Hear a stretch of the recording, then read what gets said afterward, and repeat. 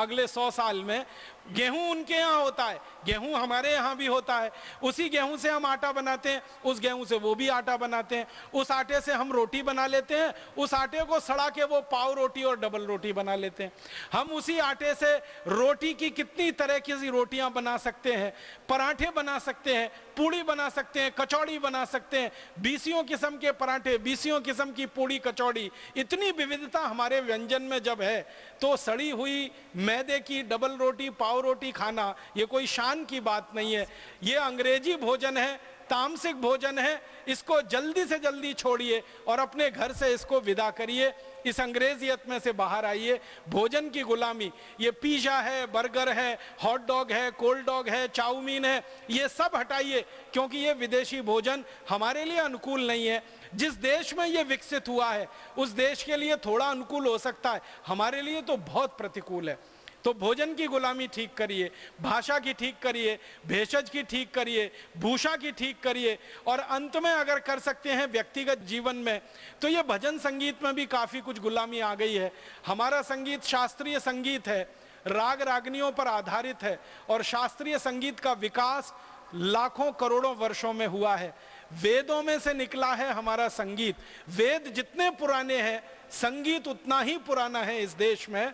हमारे देश में वेदों से निकले हुए संगीत में जो गहराई है, दुनिया के किसी देश के संगीत में उतनी गहराई नहीं है। तो दूसरे देशों के संगीत में हम जाकर फंस गए।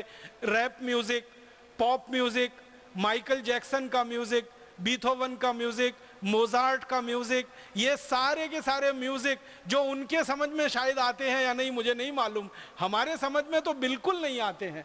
माइकल जैक्सन क्या गाता रहा इतने साल, मेरे समझ में उसकी एक लाइन अभी तक नहीं आई। क्या नाचता रहा इतने साल, आज तक समझ में नहीं आया कि वो नाच रहा था या सर्कस की कलाबाजियां दिखा रहा था। एक टांग इधर फेंकना, दूसरी टांग उधर फेंकना, भौणे तरीके से कमर को मटकाना, शरीर के अंगों को बिल्कुल भौणे तरीके से प्रस्तुत करना, ये कौन सा डांस है, कौन सा नृत्य है। हमारे पास कोई कमी नहीं है।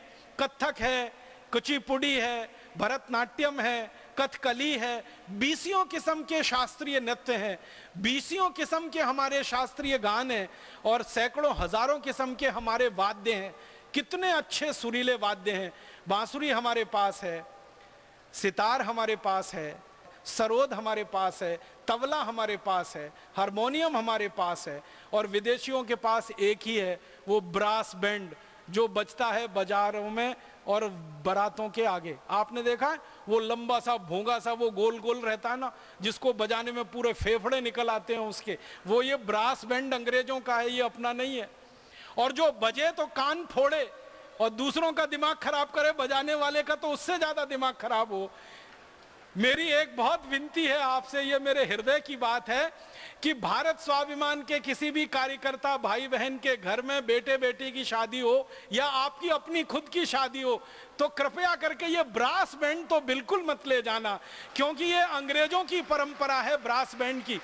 अंग्रेजों की फौज जब दुश्मन पे हमला करने जाती थी तो आगे आगे ये ब्रास बैंड बजाते हुए चलता था। हम किसी पे हमला करने नहीं जा रहे हैं, हम किसी की बेटी को अपने घर की बहू बनाने के लिए बड़े पवित्र और आध्यात्मिक काम के लिए जा रहे हैं, और उसमें ये ब्रास बैंड आप बजाएं तो लगता यही है कि आप भी अंग्रेजों की तरह से हमला करने जा रहे हैं उस पे। तो आपसे इसके लिए माफी चाहता हूं। आपकी अगर शादी नहीं हुई है, होने वाली है, तो ब्रास बैंड तो बिल्कुल मत बजवाना।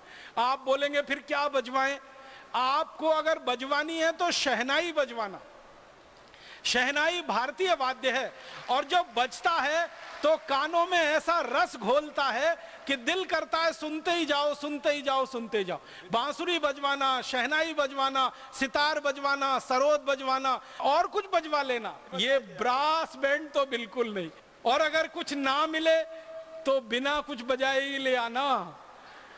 तो व्यक्तिगत जीवन से ये अंग्रेजों की गुलामियों को हम जरा छोड़ें। अब एक बहुत गंभीर विषय कि हमारे देश में अंग्रेजों के जमाने की एक गुलामी और चली आ रही है, और वो गुलामी है कि जो जो अंग्रेज अधिकारियों ने देश को लूटा, बर्बाद किया, जिन जिन ने अत्याचार इस देश पर सबसे ज्यादा किए, उन अंग्रेजों के नाम पर इस देश में नगर बसे हुए हैं, उन अंग्रेजों के नाम पर मोहल्ले बसे हुए हैं, उन अंग्रेजों के नाम पर सड़कें बनी हुई हैं, उन अंग्रेजों के नाम पर अस्पताल बने हुए हैं, उन अंग्रेजों के नाम पर भवन हैं, इमारतें हैं। बहुत शर्म आती है मुझे।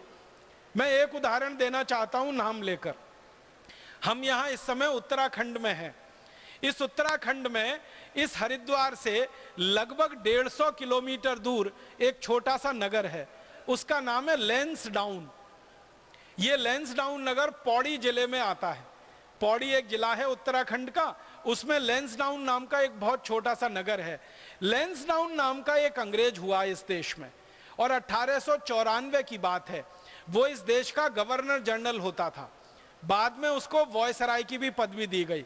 ये 1894 में जो लैंसडाउन नाम का अंग्रेज गवर्नर जनरल था, क्या किया है इसने वो आप जान लो तो शर्म आएगी आपको कि ये लैंसडाउन नाम हमारे देश में अभी भी चल रहा है। हुआ ये था कि भारत देश में गो हत्या निषेध के लिए एक जबरदस्त आंदोलन शुरू हुआ था सन 1870 में, और इस आंदोलन का इतिहास अंग्रेजों ने दबा के रखा। अभी तक अंग्रेजों ने इस आंदोलन का इतिहास दबा के रखा, और हमारे इतिहासकारों ने भी इस बात पर ज्यादा शोध नहीं किया। सन 1870 से लेकर 1894 तक, माने 24 साल इस देश में गो हत्या निषेध का जबरदस्त आंदोलन था। और अंग्रेजों की खुफिया विभाग की एक रिपोर्ट के अनुसार मैं आपसे कहना चाहता हूं, अंग्रेजों के खुफिया अधिकारी का यह कहना था कि 1857 का आंदोलन जितना बड़ा था उससे कई गुना बड़ा यह गो हत्या निषेध का आंदोलन था, जो 1870 में शुरू हुआ और 1894 तक चला।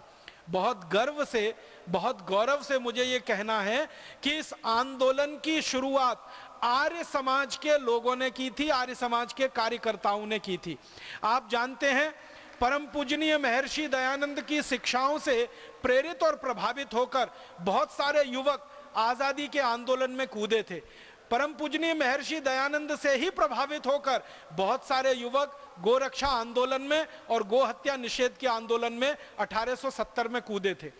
आर्य समाज की स्थापना तो 1875 में हुई, लेकिन आर्य समाज की नींव परम पूजनीय स्वामी दयानंद के कार्यों से पहले ही पड़ चुकी थी।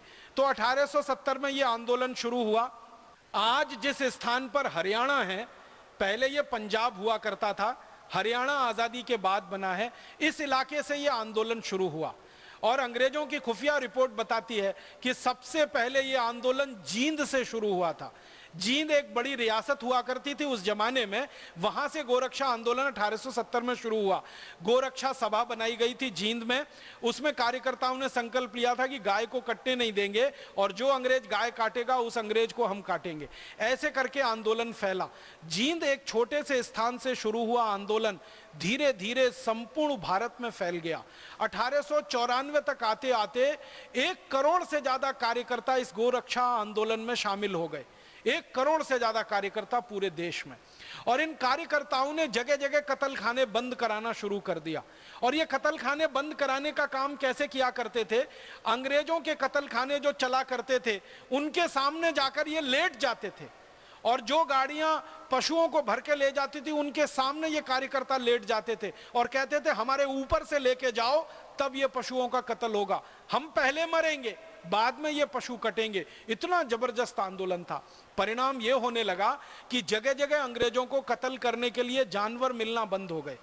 इन 1 करोड़ से ज्यादा कार्यकर्ताओं ने गांव-गांव के किसानों को समझाना शुरू किया कि अंग्रेज तो गाय काटते हैं, हम तो गाय पालते हैं, हम गाय बेचेंगे नहीं अंग्रेजों को, गाय देंगे नहीं अंग्रेजों को, तो अंग्रेज काटेंगे कैसे?